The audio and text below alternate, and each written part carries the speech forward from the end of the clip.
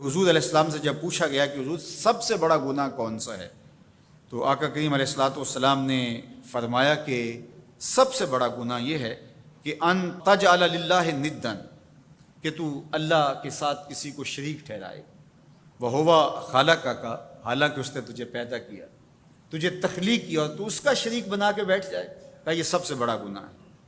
تو راوی نے عرض کی قلت ثم ایو، حضور پھر اس کے بعد؟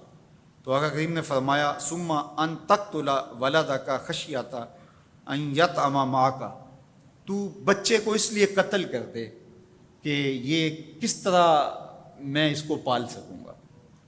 بچے کو ضائع کر دینا، اس کو قتل کر دینا۔ اللہ فرماتا ہے نحن نرزقکم وایاہم، ہم تمہیں بھی رزق دیتے ہیں، ان کو بھی دیں گے۔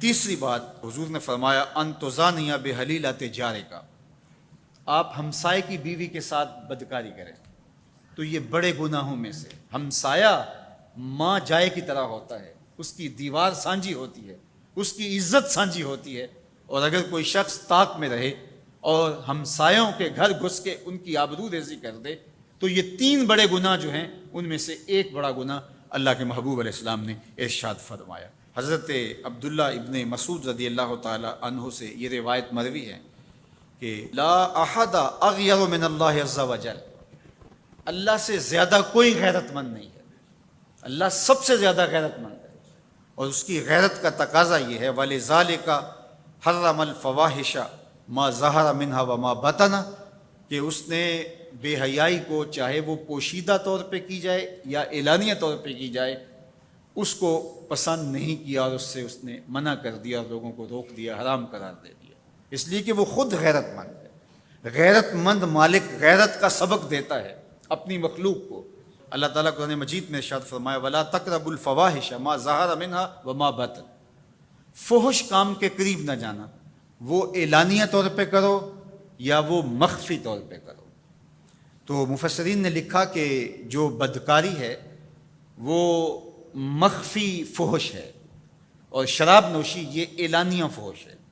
شراب نوش جو ہے وہ چھپ نہیں سکتا، بدکار بعض اوقات ایک مدت کے لیے چھپ جاتا ہے، لیکن یہ بات ذہن میں رکھیے کہ جو بدکار ہے وہ دنیا کے اوپر رسوا ضرور ہوتا ہے، اس کے چہرے کا نور چھین لیا جاتا ہے، اور اس کے اوپر مصیبتیں مسلط کر دی جاتی ہیں، اور اللہ کے قہر و غضب کا شکار ہوتا ہے، اس کی دعائیں قبول نہیں ہوتی، نیک لوگوں کی دعاؤں سے اس کا حصہ نکال لیا جاتا ہے، لیکن بہرحال ایک مدت کے لیے چھپ جاتا ہے۔ لیکن شرابی اپنے جرم کو نہیں چھپا پاتا، تو کہا کہ جو مخفی جرم ہے وہ بدکاری ہے، اور جو ارشاد فرمایا قرآن نے کہ جو ظاہر جرم ہے، اس سے مراد جو ہے وہ الخمر ہے، شراب ہے، اور ہر نشہ دینے والی چیز سے حرام کی حرمت آئی۔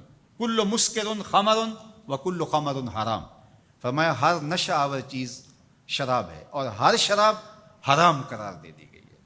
اب یہاں بھی لوگ دلیلیں لے کے بیٹھ جاتے ہیں، میاں وہ بھی ایک مشروب ہے، اس سے کیا فرق پڑتا ہے؟